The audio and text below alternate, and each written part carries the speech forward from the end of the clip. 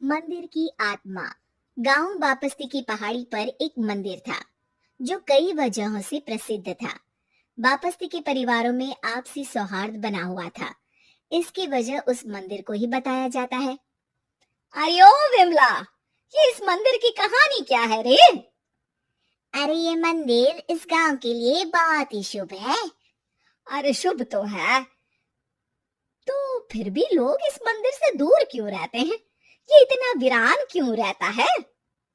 अरे बड़े बुजुर्ग कहते हैं कि मंदिर में आत्माओं का राज है जो लोगों की मदद करते हैं, लेकिन मंदिर से सभी को दूर भी रखते हैं।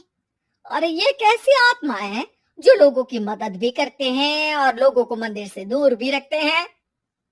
अरे यही चलता आया है यहाँ पर, इसीलिए कोई कुछ बोलता नहीं, क्योंकि जिसके घर में कोई भी परेशानी होती है तो बताते हैं कि इस मंदिर से उन्हें मदद मिलती है।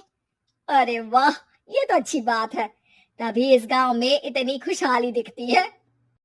तभी बाहर किसी की चीखने चिल्लाने की आवाज आती है। दोनों बाहर निकलती हैं तो देखती हैं कि गांव के एक बुजुर्ग रो रहे हैं क्योंकि शहर से उन्हें कोई बुरी खबर मिली है। अरे क्या हुआ चचा, रो क्यों रहे हो आप? हाँ चाचा, बताओ ना, हुआ क्या? अरे क्या बताऊं बेटे, मेरा बेटा शहर गया हुआ था कमाने, लेकिन आज खबर मिली है कि उसका एक्सीडेंट हो गया। वो अस्पताल में भर्ती है। अरे तो इसमें परेशान होने की क्या बात है चाचा, जाओ शहर और बेटे का इलाज करवाओ। हाँ चाचा, विमला सही कह रही है, आप शहर जाओ और इलाज करवाओ। अरे कैसे इलाज करवाओ, अभी पैसे नहीं है और शहर के अस्पतालों में इलाज का खर्चा लाखों में आता है। अरे चाचा, भगवान पर भरोसा रखो, कहीं ना कहीं से मदद जरूर मिल जाएगी, बस आज का दिन कैसे भी काट लो। अरे अब तो बेटा थोड़ा समय काटना भी मुश्किल होता जा रहा है। देख कमला, तू ही समझा चाचा को, अरे पैसों का कहीं ना कहीं से इंतजाम तो जरूर हो जाएगा। अरे चचा, जब विमला कह रही है तो थोड़ा उस पर भी भरोसा रखो। चलो आपको घर छोड़कर आ जाती हूँ। उसके बाद कमला उन बुजुर्ग को लेकर चली जाती है और विमला मंदिर की ओर चली जाती है। विमला मंदिर की सीढ़ियों पर चढ़ते हुए दूर से नजर आती है। उसके बाद वो आंखों से ओझल हो जाती है। उसी रात उस बुजुर्ग के घर के बाहर एक थैला रखा हुआ मिला। बुजुर्ग उस थैले को देखते ही चौंक पड़ा, क्योंकि उसमें 5 लाख रुपए रखे हुए थे। वो बुजुर्ग सुबह दौड़ा दौड़ा गांव के दूसरे बुजुर्गों के पास गया। और मंगल भाई सुनो, मेरे घर के बाहर ये पैसों से भरा बैग रखा हुआ मिला है। अरे किसका है ये भाई? अरे भैया, मुझे क्या पता। तभी उधर से कमला और विमला निकलती हैं। अरे बेटा सुन तो, देख ये क्या रखा हुआ था मेरे घर के सामने। कमला और विमला हैरानी से देखती है। अरे वाह, देख विमला, तूने कहा था ना कि कोई ना कोई मदद जरूर करेगा। अरे भगवान सबकी मदद करते हैं, ये पैसों की मदद भी भगवान ने ही भेजी है। और क्या, अब चचा सोच क्या रहे हो, शहर जाओ और बेटे का इलाज करवाओ। ठीक है बेटियों, जो तुम कहो। चलो निकलता हूँ शहर बेटे का इलाज करवाने के लिए। अरे विमला, एक बात तो बता, ये इन्हें मिले तो कैसे मिले पैसे? अरे मैं ना कहती थी कि ये मंदिर सबकी मुसीबतों में मदद भेजता है।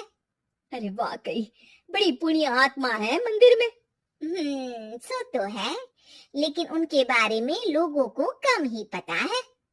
अच्छा, और तुम्हें क्या पता है? जितना पता था वो तो बता दिया। ना रे ना, मैं नहीं मानती, तू कुछ तो छिपा रही है। अरे कुछ ना छिपा रही, जो पता था वो बता दिया।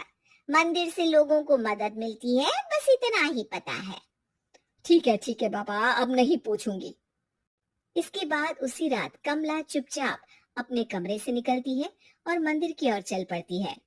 कमला धीरे धीरे मंदिर के दरवाजे पर पहुंचती है। अंदर से हल्की हल्की रोशनी आ रही थी। इसके बाद जो वो देखती है वो हैरान रह जाती है। कमला इसके बाद तेजी से वापस लौट आती है। दूसरे दिन सुबह सुबह। अरे विमला, तू तो छिपी रुस्तम निकली है? ऐसा क्या छिपा लिया मैंने? अरे तुमने तो भनक ही नहीं लगने दी और चाचा की मदद भी कर दी। हैं? ये क्या कह रही हो? ऐसा कैसे कह सकती हो तुम? मैंने कोई मदद नहीं की। अरे सब पता है मुझे, कल रात मैं गई थी मंदिर। तो क्या देखा? अरे तुम्हारा पति और कुछ लोग वहां दिखे। बोरियों में नोट भरे हुए थे और सभी नोट गिनने में लगे हुए थे।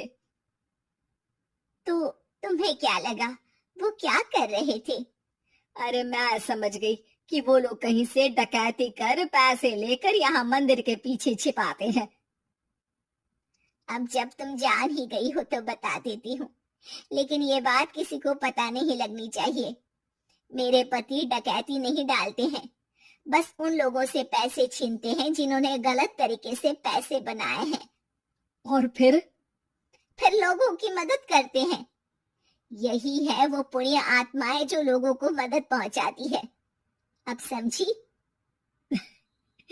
हाँ, अब समझी उन पुण्य आत्माओं का चक्कर। सही है।